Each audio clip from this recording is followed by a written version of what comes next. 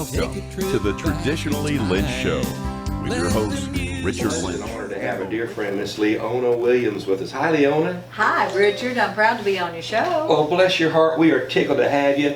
A lot of folks have been asking, since you have been in our area, we had talked to folks that if we run into Leona Williams from time to time, and I say, unfortunately, we haven't seen her in a while, so we're making up for lost time. It's always good to see you. Well, good to see you all too. I see where you're just everywhere, and I'm proud for you. Well, my wife, she's making me work.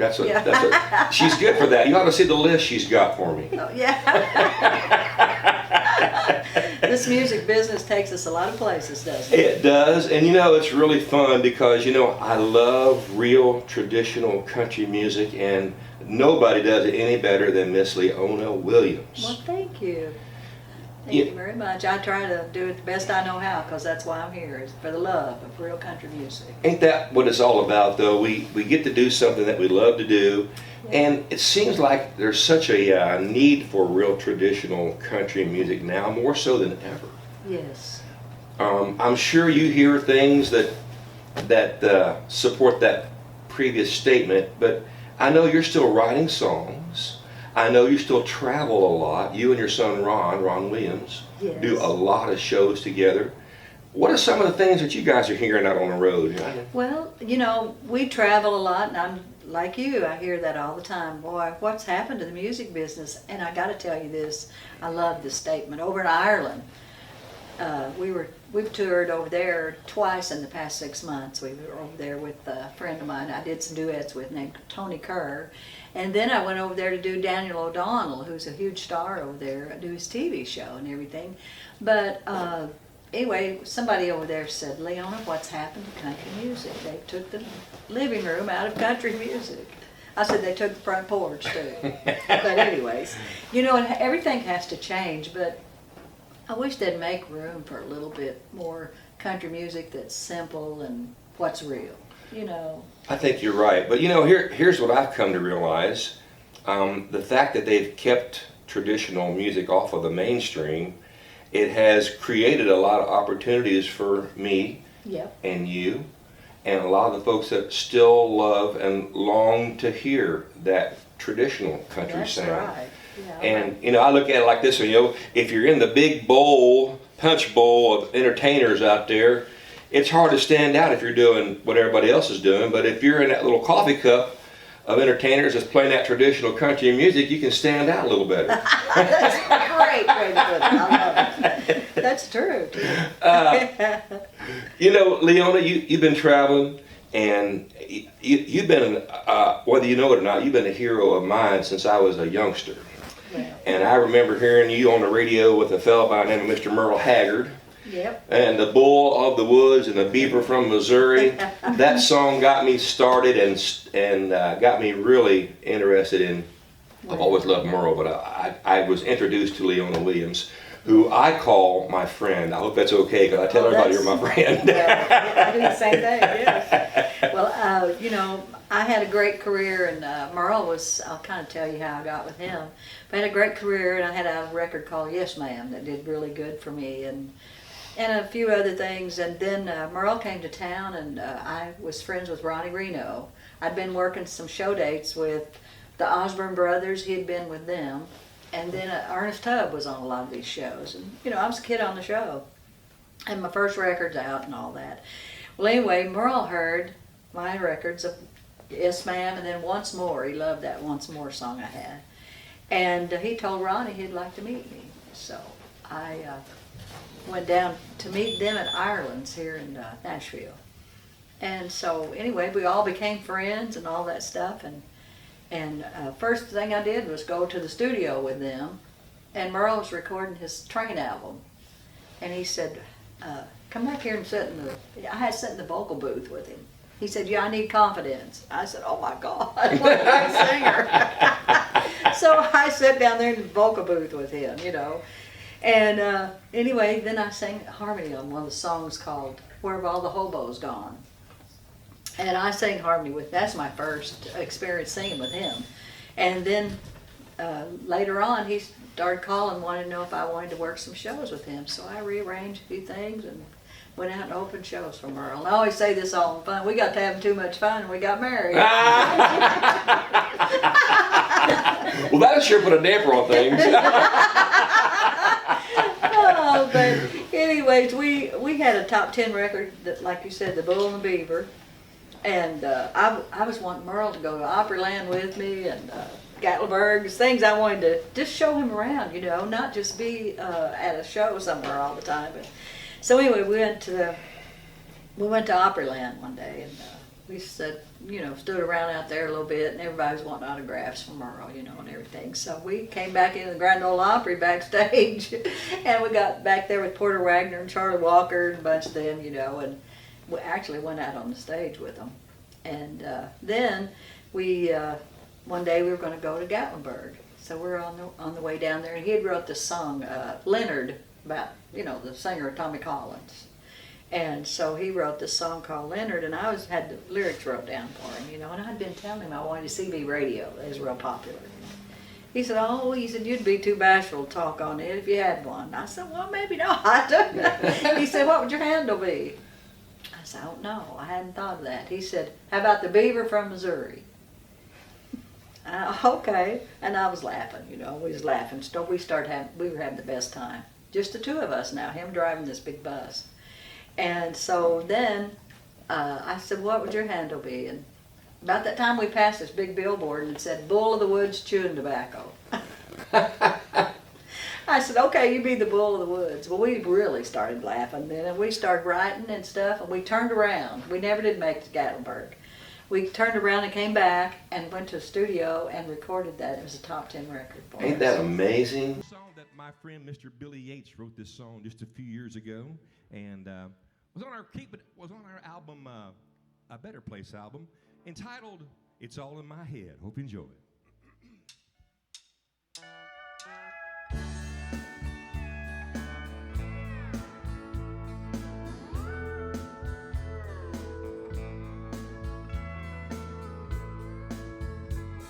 Something's come between me and you. We don't sit and talk the way we used to. You say I'm making up these feelings that I feel. Well, darling, if they're make-believe, why do they feel so real? If it's all in my head, why is it breaking my heart? If it's all in my mind, why am I falling apart? I know I'm not a genius, and I don't claim to be that smart. But if it's all in my head, why is it breaking my heart?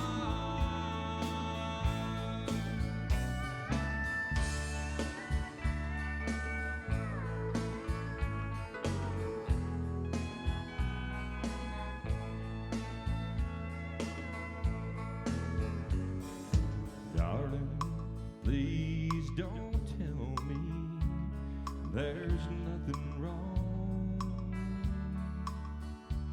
'cause things just ain't been right for way too long. Every time I try to touch you, you just pull away. This ain't the way love goes, no matter what you say. If it's all in my head, why is it breaking my heart? If it's all in my mind, why am I falling apart? I genius, and I don't claim to be that smart. But if it's all in my head, why is it breaking my heart? If it's all in my head, why is it breaking my heart?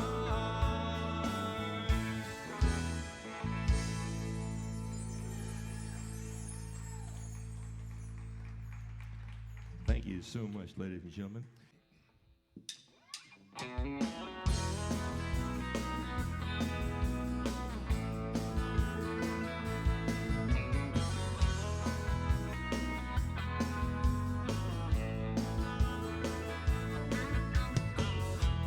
Picture a place where many years have gone by, a Michigan winter and a deep blue sky. That cold north wind couldn't bring it down. Not every place was meant to be in town. And this old barn is where I used to play. This old barn is where my grandpa prayed. So if you tear it down, it won't be coming back around. There's so much real country charm in this old barn.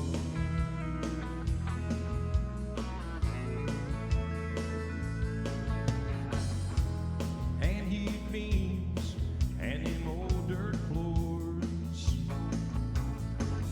old leather tack hanging from a rough soft board.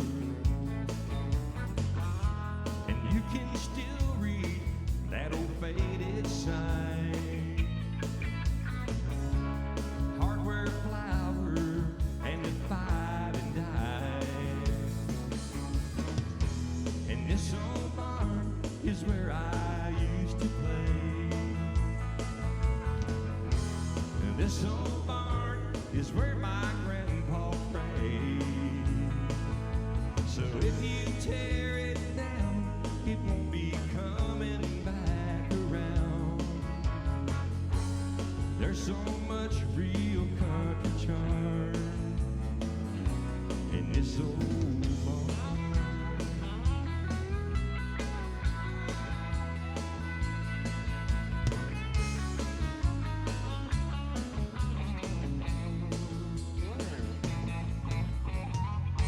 I hope you like these words I'm saying.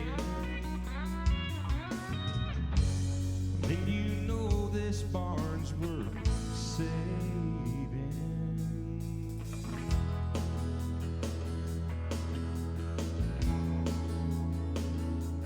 This old barn,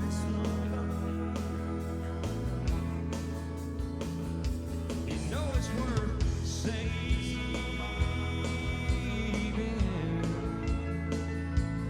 This old barn,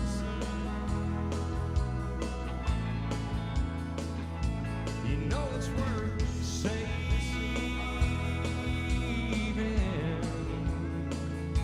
And this old barn,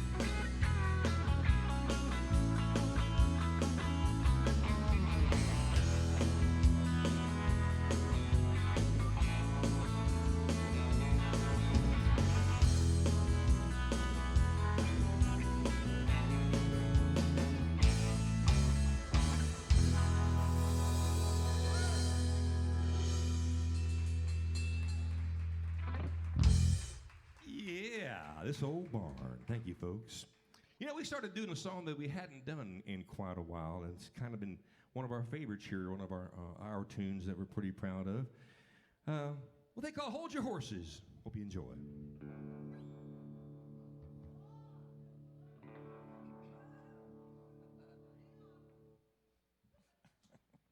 Hold your horses.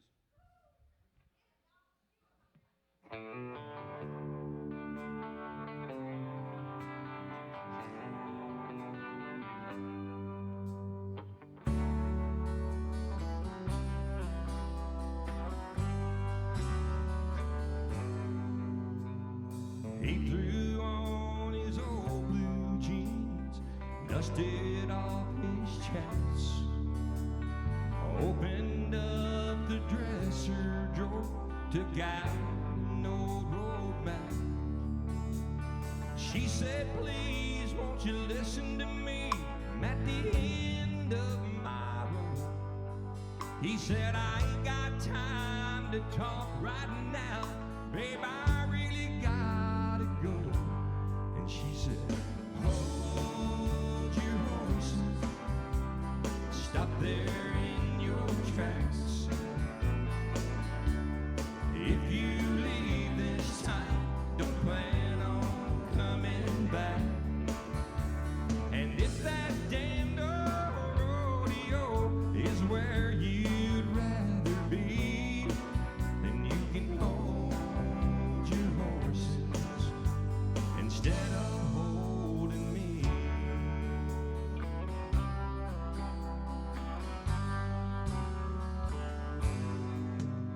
She stood there in the hallway, tears rolling down her face. She said, I can't take another lonely night, just praying that you're okay. Can't you see this is killing me? I can't live like this no more. He said, darling, I promise I'll call you tonight, as he headed out the door. And she said, hold your horses, stop there in your tracks. If you leave this time, don't plan on coming back. And if that damned old rodeo is where you'd rather be, then you can hold your horses instead of holding me.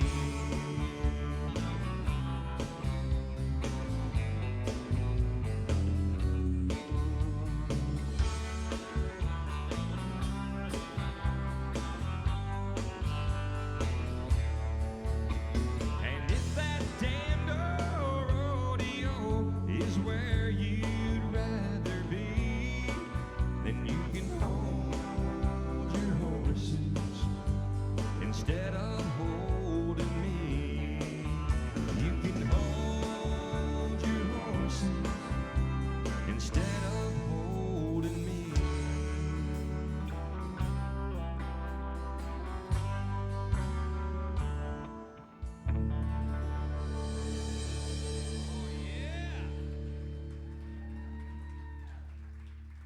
That sounds like country music, I think. Thank you.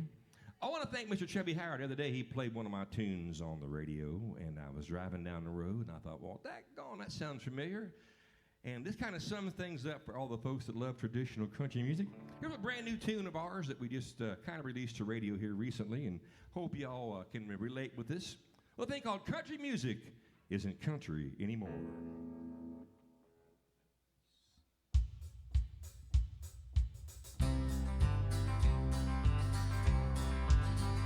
As a boy, I remember without fail every Sunday afternoon.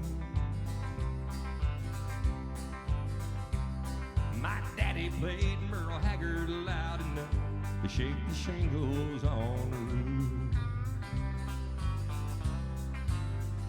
All us kids in the neighborhood knew every word that Mama tried. I heard it on the radio the day my daddy died. Hank Thompson, Johnny Paycheck, and George Jones, Patsy Cline, and Sonny James. It's so wrong, the only place I hear sing is in the Country Hall of Fame. Country radio's neglected, the legends that made Nashville what it is. I bet my country ass that I'll be gone before I hear them played again. What a shame country music isn't country anymore. How I miss Luke the Drifter when I hear that old lonesome whistle blow. A twin fiddles and a whining steel guitar never graced my radio. God, I hate the country music isn't country anymore. I never thought I'd see the day that pop and rock and roll would rule this town. When George Strait hangs his hat up in Music City, we'll be down for the count. Like when the Okie from Muskogee sang, a joint was just a bad place to be. She thinks I still care and faded love are just precious memories. Conway Twitty, Johnny Cash, and Kitty Wells, and the list goes on and on. Gone and long forgotten by mainstream country radio. But come Sunday afternoon, I'll raise every single window in my house and pay honor to their memory the way my daddy taught me how. Yeah, it's a shame country music isn't country anymore. How I miss Luke the Drifter when I hear that old lonesome whistle blow. A twin fiddles and a whining steel guitar never graced my radio. God, I hate the country music isn't country anymore. Yeah, it's a sin that country music isn't country anymore.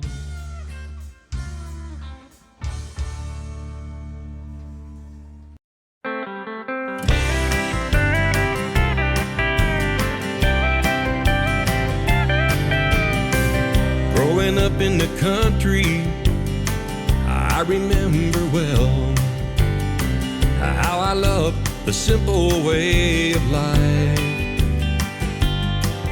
There was lots of work to do, but we had fun there too.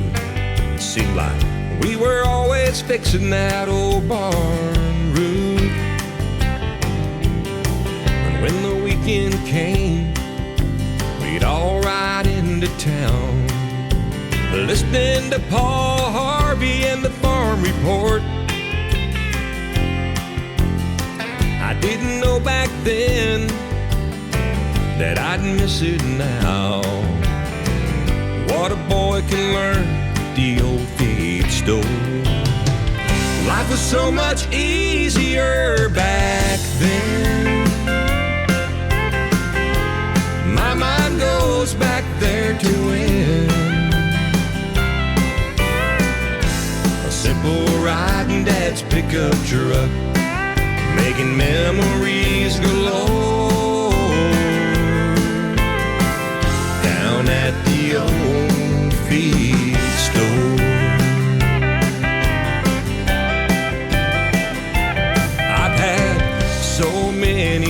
blessings more than I deserve, and I'm thankful for all the things I got.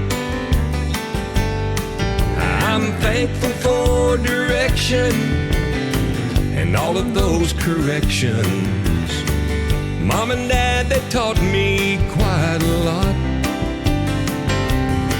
If I live to be 100, I got no regrets. I could have never asked for anything more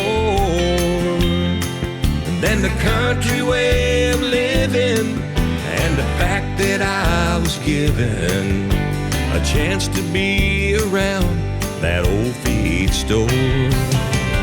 Life was so much easier back then. My mind goes back there to when a simple ride in Dad's pickup truck, making memories galore down at the old feed store. Down at the old feed store.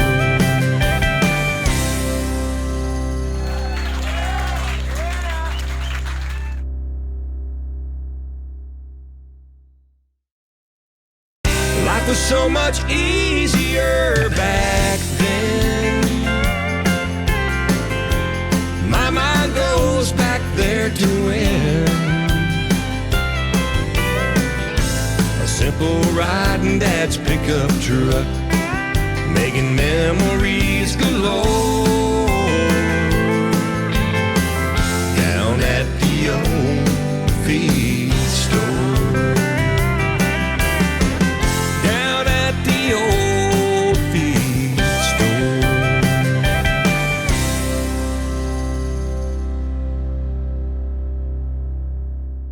Thank everybody for stopping by to Keeping It Country Farm, and we will see you next time.